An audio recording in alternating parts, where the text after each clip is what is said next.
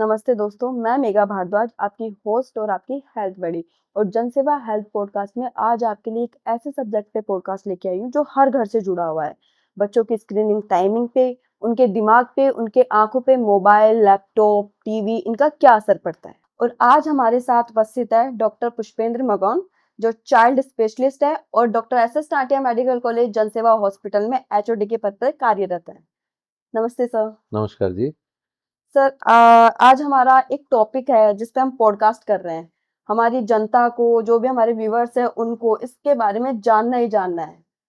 Sir, जो बच्चे हैं आजकल मोबाइल कितना यूज़ कर रहे हैं, कितना स्क्रीनिंग टाइम उनका बढ़ता जा रहा है, आँखें खराब हो रही है, उन पे चिपके हुए हैं पूरे दिन-रात। सर, इसमें गलती किसकी है एक्चुअली?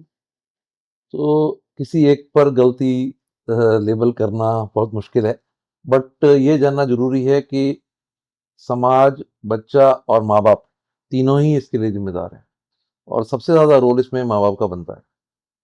तो माँ-बाप का रोल इस प्रकार है कि माँ-बाप को ये समझना ज़रूरी है कि बच्चा क्यों मोबाइल की तरफ आकर्षित हो रहा है।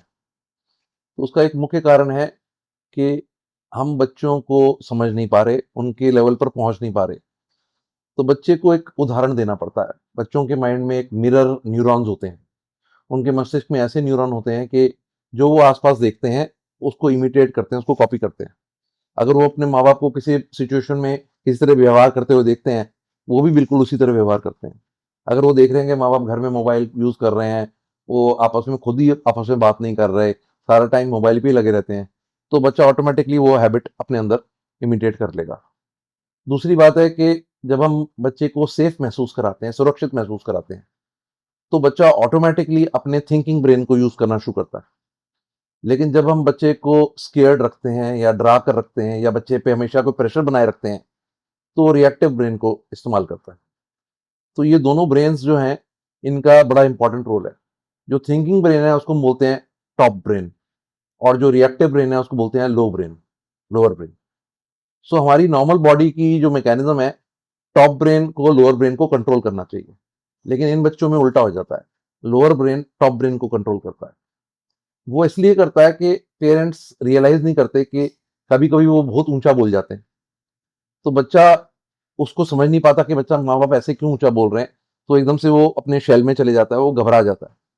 सो घबराने से वो सीधा अपनी सीढ़ियाँ उतरकर लोअर ब्रेन पे पहुँच जाता है।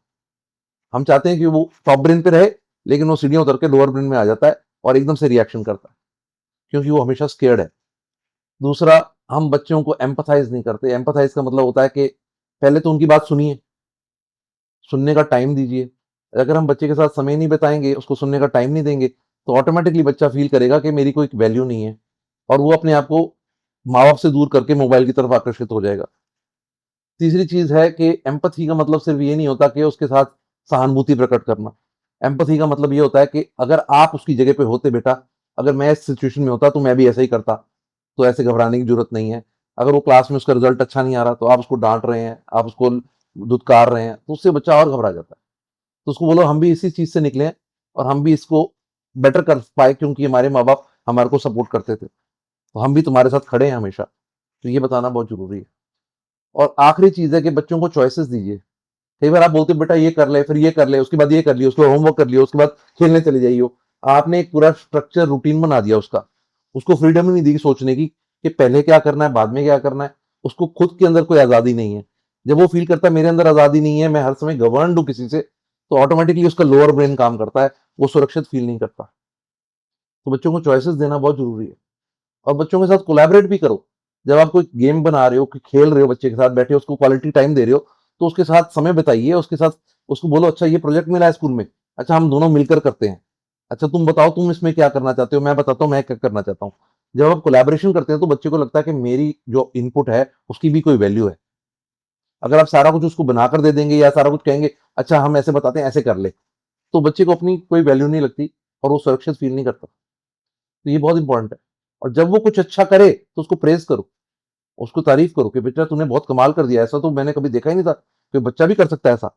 जब आप उसकी इतनी तारीफ़ करेंगे तो वो अपने आप को हमेशा सुरक्षित फ़ील करेगा, अपने थिंकिंग को यूज़ करेगा, अपना लर्निंग ब्रेन यूज़ करेगा, वो ऐसा रिएक्शन नहीं देगा, गुस्से में नहीं आएगा, मोबाइल की तरफ आकर्षित नहीं होगा और उसको लगेगा माँ-बाप मेरे अच्छा रिफ्यूज हैं, मेरे को जब कोई प्रॉब्लम है मेरे को इनके पास जाना है, मोबाइल की तरफ नहीं भटकना। ये बात। तो सर ये छोटी-छोटी गलतियाँ हैं जो पेरेंट्स को अपनी सही कर लेनी चाहिए। हाँ, तो इसको हम बोलते हैं rules for parenting, positive parenting.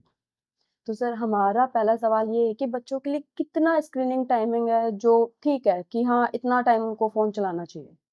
So American psychological association है और अमेरिकन अकेडमी ऑफ पीडियाट्रिक्स है। इन दोनों ने एक स्टडीज़ करके ये पता लगाया कि अगर हम 2 साल से छोटे बच्चों को मोबाइल देते हैं, तो ना ना सिर्फ़ उनकी आँखों पे असर आता है, उनके मस्तिष्क पे भी असर आता है। क्योंकि मोबाइल की रेडिएशन ऐसी है जो बहुत खतरनाक है। हुँ, तो इसलिए हम कहते हैं 2 साल से नीचे बिल्कुल मोबाइल को टच भी नहीं करना। अगर बच्चे ने किसी से वीडियो चैटिंग करनी है, उसके दादा-दादी दूर रहते हैं, वीडियो पे माँ-बाप चैट कर रहे हैं, तो बच्चे को थोड़ी देर के लिए चैटिंग के लिए ज़रूर वो यूज़ कर सकता है। बट अदरवाइज़ रूटीन में बच्चा मोबाइल को लेकर घूम रहा है, माँ-बाप बच्चे को लेकर खाना खिला रहे हैं मोबाइल के साथ, ये सब नहीं होना चाहिए। ठीक है? ये तो 2 साल से नीचे हो गया। जब बच्चा 2 से 5 साल के बीच में होता है, तो हम बोलते हैं कि बच्चे को पूरे दिन में मोबाइल, लैपटॉप सब मिलाकर 1 घंटे से ज़्यादा इस्तेमाल नहीं करने देते।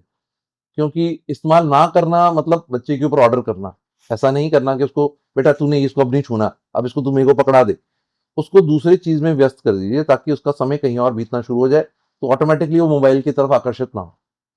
तो मैक्सिमम उसको 1 घंटे तक दे सकते हैं मोबाइल, उससे ज़्यादा हम रिकमेंड नहीं करते लैपटॉप, मोबाइल मिलाकर, स्क्रीन टाइम जिसको हम बोलते हैं। तो वो 1 घंटे से ज़्यादा नहीं होना चाहिए। स्क्रीन टाइम से ज़्यादा इम्पोर्टेंट है फैमिली टाइम। उससे भी ज़्यादा इम्पोर्टेंट है ग्रीन टाइम। उसको ओपन एयर में ले जाओ, उसको खिलाओ। सारा दिन मोबाइल के साथ खिला रहे हो, वो सारा दिन मोबाइल पे गेम खेल रहा है, वो गड़बड़ है। तो सर इसके सिम्पटम्स क्या हो सकते हैं कि बच्चा मोबाइल का आदी बन चुका है? इसके वो स्टार्टिंग लक्षण क्या हो हाँ, सकते हैं? ये स्टार्टिंग लक्षण यही है कि बच्चा छोटी-छोटी बात पे चिढ़ेगा। बच्चे को मन करेगा माँ-बाप से दूर रहूँ, अपना कभी कमरा लॉक कर लेगा, कमरे में लॉक करके मोबाइल के साथ बैठा रहेगा या जब वो ज़्यादा असुरक्षित फ़ील करेगा तो सो जाएगा। अपने ऊपर चादर ओढ़ लेगा और सो जाएगा। तो माँ-बाप बोलेंगे कि दिन में भी सोता है, रात में तो सोता ही सोता है, दिन में भी सोता है और सुबह उठता नहीं है टाइम से, चिड़चिड़ा रहता है, घबराया रहता है, हमारी हर बात को जवाब देता है। तो उसमें माँ-बाप हर समय बच्चे में मिस्टेक निकाल रहे हैं, बट ये नहीं समझ पा रहे कि वो ऐसा कर क्यों रहा है। बिल्कुल सर। तो सर इससे जैसे बच्चे की याददाश्त पे, पढ़ाई पे, उसके व्यवहार पे भी बहुत असर हमारे पड़ता होगा? ब्रेन के अंदर बहुत सारे ऐसे एरियाज़ हैं जिसको बोलते हैं लिम्बिक सिस्टम। ये रिवॉर्ड सेंटर होता है। रिवॉर्ड सेंटर हमेशा एक एक एक्टिविटी करी, उसका इमीडिएट रिवॉर्ड चाहता है।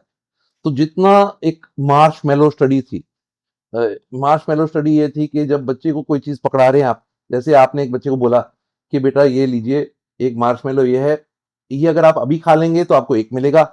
अगर आप इंतज़ार करते हैं मैं आधे घंटे में आऊँगा, अगर तब तक आपने नहीं खाया तो मैं आपको 2 मार्शमैलो दूँगा। तो अगर बच्चा 2 घंटे तक रुक जाता है या आधा घंटा रुक जाता है जब तक वो वापस नहीं आता, इन बच्चों को आगे चलकर देखा गया कि ये सक्सेसफुल इंसान बनते हैं। और जो बच्चा इमीडिएटली अपना सेंस को ग्रेटिफाई करना चाहता है, कोई बात नहीं, एक ही मिल जाए बहुत है, मैं तुरंत खा लूँ बस। तो इमीडिएट चाहिए चीज़, इमीडिएट सेंस ग्रेटिफिकेशन। उस चक्कर में बच्चे की एक तो अटेंशन स्पैन कम हो जाता देखा गया उन बच्चों का और उन बच्चों को देखा गया सक्सेस रेट भी कम है, क्योंकि उनके अंदर ग्रेटिफिकेशन क्विक चाहिए। तो जितना माँ-बाप ग्रेटिफिकेशन को डिले कर सकते हैं, जितना उसको चीज़ देर से दें। जैसे बच्चे ने कहा कि माँ-बाप मम्मी को कहा मेरे को साइकिल चाहिए। आपने कहा हाँ, मेरा बेटे को साइकिल चाहिए, चलो जी शाम को साइकिल लेके देंगे। जब आप कोई चीज़ तुरंत बच्चे को पकड़ा देते हैं तो उसको उसकी कीमत खत्म हो जाती है और जब उसकी कीमत खत्म हो जाती है तो उसको वैल्यू नहीं देता, फिर वो सोचता है कि ये तो मिलनी थी, तो वापस वो उसी चीज़ पे आ जाता है, फिर मोबाइल पे आता है और अटेंशन स्पैन धीरे-धीरे और कम होता जाता है। आज आजकल आपने देखा होगा बच्चे रील्स पे लगे रहते हैं बिल्कुल और सर। रील्स पे तो समय मिनटों में ऐसे निकलता है।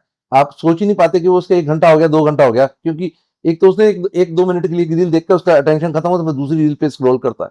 तो ये सारा कुछ इसलिए है कि आपने उसको बचपन से परवरिश सही नहीं दी या आपने परवरिश वैसी कर नहीं पाए जैसे आप चाहते थे।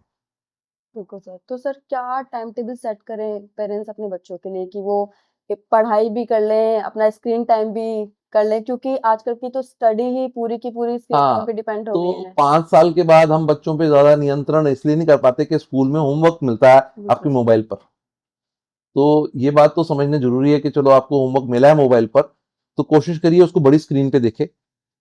स्क्रीन भी थोड़ी दूर रखें अपनी आँखों से और आँखों की लेवल पर रखें, लेट कर ना पढ़ाई करे। खाना भी लेट कर ना खाए। जो भी उसने एक्टिविटी करनी है वो प्रॉपर पोजीशन में बैठे, अपना पोस्चर मेंटेन रखे और 20-20-20 ये एक रूल है, 20-20-20। हर 20 मिनट के बाद बच्चे को बोलो कि 20 फीट दूर देखे और 20 सेकंड के लिए देखे, फिर वापस अपना काम पे लग जाए। अगर वो लगातार अपने काम पे लगा हुआ है और उसका कंटिन्यूस स्क्रीन के ऊपर फोकस है, ना उसकी आंखें भी खराब होंगी, उसके मस्तिष्क पे भी असर आएगा, और वो धीरे धीरे आप बोलेंगे कि बच्चे को ये ऐनक लग गई, अब बच्चा जी हमारा इसी छोटी उम्र में बच्चे को डॉक्टर के पास ले जाना पड़ रहा है, बार बार उसकी आंखों का नंबर बढ़ रहा है। तो ये सारी प्रॉब्लम्स मोबाइल से आ रही हैं, लैपटॉप से आ रही हैं। उसको पूरी तरह खत्म तो नहीं किया जा सकता, लेकिन इन सारे तरीकों से आप उसका इफेक्ट कम कर सकते हैं।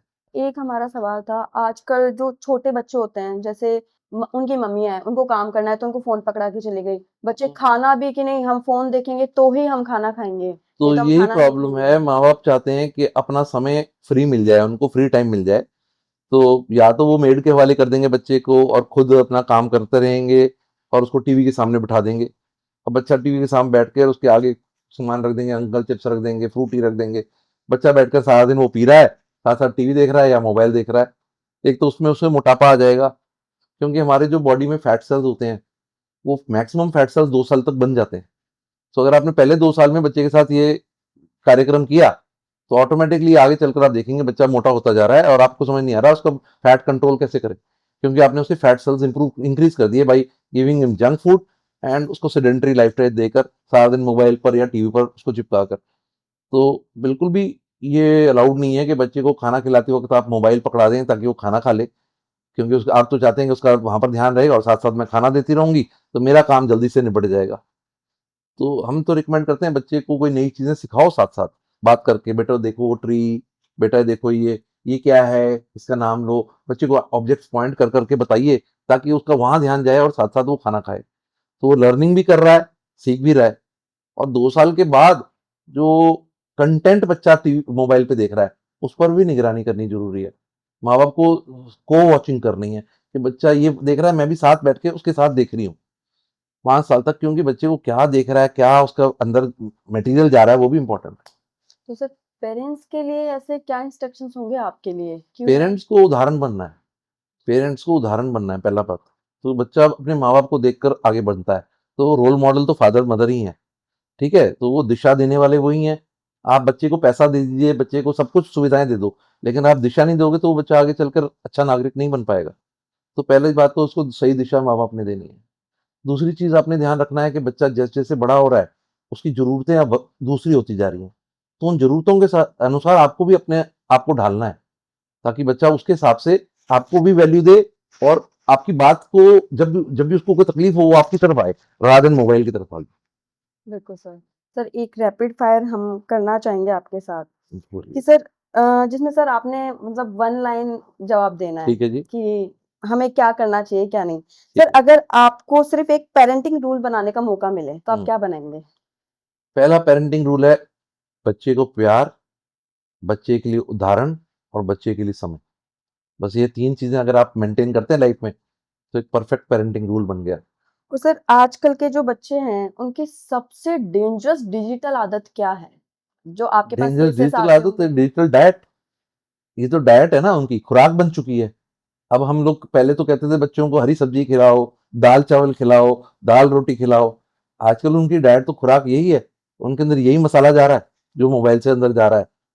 तो उनके ब्रेन के अंदर ये मसाला जाना एक टाइप का अन्न है। तो हम बोलते हैं जैसा अन्न वैसा मन। तो आपने डिजिटल डाइट दी है, तो वो डिजिटल डाइट में जो जो उसने अंदर परोसा गया, उस तरीके का उसका मन बनता जा रहा है। तो तो आपके उसके ब्रेन को कंट्रोल कर रहे हैं ये मोबाइल्स। और सर, ऐसा आपके पास बहुत सारे केसेस आते होंगे हॉस्पिटल हाँ, में, इन सब हमने चीज़ों बहुत के। केसेस देखे हैं, जैसे ऑटिज्म के केसेस। उनमें तो हम खासकर बताते हैं कि ऑटिज्म जो बीमारी है वो वर्सन हो जाती है जितनी स्क्रीन टाइम को बढ़ाते जाएंगे। तो हम खासकर उन बच्चों को बताते हैं, ऐसे बच्चे जैसे कई बार देखा होगा, बच्चे बोल रहे हैं, माँ बाप बोल रहे हैं बच्चा टिक कर नहीं बैठता, या बच्चे ने बोलना शुरू नहीं किया। ये सारी प्रॉब्लम जो आ रही हैं, ये सब प्रॉब्लम्स वर्सन हो जाती है मोबाइल यूज से। स्क्रीन टाइम इतना खतरनाक है। सर, पेरेंट्स की ऐसी कौन-सी आदत है जो उन्हें नहीं करनी चाहिए? एक्चुअली इस केस में तो बिल्कुल भी नहीं। यही आदत उनकी नहीं है कि भाई, एक तो इजी इजी चीजें अवेलेबिलिटी ना। अब आपके घर में पैसा ज्यादा है, तो आपने घर में हर कोने में तो आपके पास टीवी लगा हुआ है, आपके पास मोबाइल पड़ा हुआ है, बच्चा कभी भी उसको इस्तेमाल कर ले। तो उनको इजी अवेलेबिलिटी ना करो। इन चीजों की इजी अवेलेबिलिटी होगी, अगर 2 साल से पहले बच्चा उसको पकड़ कर खेलना उसके आसान है, घर में कोई है नहीं है, कोई उसके ऊपर निगरानी नहीं रख रहा, तो ऑटोमेटिकली उसके लिए अवेलेबिलिटी इजी हो जाएगी। अब कोई चीज इजिली आप पकड़ा देंगे तो उसकी फिर मिसयूज भी उसका होना शुरू हो जाता तो सर, अगर एक दिन के लिए बाय चांस फ़ोन बंद हो जाता है बिल्कुल, है। तो सबसे बड़ा बदलाव क्या होगा इसमें? आपके घर में खुशी आ जाएगी। आपके घर में हमेशा आप नोटिस करेंगे सब बच्चे अब पार्क की तरफ भाग रहे हैं। माँ बाप कह रहे हैं चलो पार्क चलो, कहीं घूमने चलो। Always the child will feel very comfortable कि अब मेरे को जी एक एक चीज से जो खैड़ा छूटा, माँ बाप को भी टेंशन फ्री हो जाएगी, सब लोग टेंशन फ्री हो जाएंगे अगर ये मोबाइल हमारी जिंदगी से कम हो जाता है। ये बहुत बढ़िया काम हो जाएगा। सर आपका कोई मैसेज पेरेंट्स के लिए जो उनके बच्चों के लिए भी थोड़ा उनको मतलब अवेयर करे कि वो अपने बच्चों को कैसे संभाल सकते हैं? कोई एक ऐसा मैसेज कि वो ध्यान रखे आगे इन फ्यूचर में भी इन बातों का? सो बच्चों की अगर दशा बदलनी है तो आपको अपनी लाइफ में अपनी दिशा बदलनी पड़ेगी। आपको हमेशा सिर्फ ये नहीं सोचना कि मेरा काम, मेरा फ्रेंड सर्कल, मेरे फैमिली के मेंबर्स के साथ कैसे मैं बिहेव कर रही हूँ। आपको अपना क्वालिटी टाइम बच्चों के साथ भी बिताना है। आपको उनके साथ एक उदाहरण बनकर, रोल मॉडल बनकर जीना है। और वो बच्चा जब इमिटेट करेगा, आपको भी प्राउड फील कराएगा और आप अपने आप भी महसूस करेंगे कि मैंने बहुत अच्छा कंट्रीब्यूट किया बच्चे की परवरिश में। तो ये माँ-बाप को हमेशा ध्यान रखना है। सर इस आपके साथ पॉडकास्ट करके बहुत इन्फॉर्मेशन मिला है इस चीज़ को लेकर के तो हाँ बहुत जी, क्योंकि ये शायद एक बीमारी की तरह ही फैल रही है। बहुत और हर पेरेंट्स इस चीज़ से परेशान ही है और मुझे पता है कि बहुत सारे पेरेंट्स को आज सब पता चला होगा कि वो क्या-क्या गलतियाँ कर रहे हैं। हाँ, तो ये तो देखिए क्या होता है कि जब आप मोबाइल को एक बार अपनी ज़िंदगी से हटा देंगे, आप खुद ही महसूस करेंगे कि आपकी ज़िंदगी फिर से सुहावनी हो गई है। आप एक एक लाइफ़ आपकी आप एक नई ज़िंदगी फिर से महसूस करेंगे। आज तक तो हमने वो ज़िंदगी जो पहले जीते थे, अब देखिए अपना बचपन याद करिए। अपने बचपन में हम लोग कितने फ्री होते थे, कितना खुशी होती थी हमारी लाइफ़ में और हमें लगता था कि यार ये ज़िंदगी फिर से भी नहीं मिलनी, इसको पूरा एन्जॉय कर लो। लेकिन बच्चों को आजकल एन्जॉयमेंट सिर्फ़ इन्हीं चीज़ों में दिख रही है और वो हमारी गलती है कि अगर हम उनको वो चीज़ें बार-बार इसी चीज़ की तरफ धकेल रहे हैं। Thank you so much sir thank you. बहुत ही इन्फॉर्मेटिव पॉडकास्ट था आपका हमारे साथ और ये पॉडकास्ट हमारे आगे जाके भी बहुत काम आने वाला है। धन्यवाद, धन्यवाद। स्पेशली जो पेरेंट्स है जो गलती कर रहे हैं बाय चांस अपने बच्चों की वो ध्यान नहीं दे पा रहे हैं कि बच्चा किस लाइन में जा रहा है, क्या कर रहा है। बिल्कुल। उनको नहीं पता कि आगे जाके इसका क्या असर हो सकता है। Definitely, definitely. Thank you so much sir आप अपना टाइम निकाल के आए धन्यवाद। हमारे लिए। आज का पॉडकास्ट भी हमारे लिए बहुत ही सीरियस और इन्फॉर्मेटिव था। मिलते हैं नेक्स्ट एपिसोड में किसी नए टॉपिक के साथ, नए स्पेशलिस्ट के साथ। तब तक के लिए stay healthy, stay happy, take care.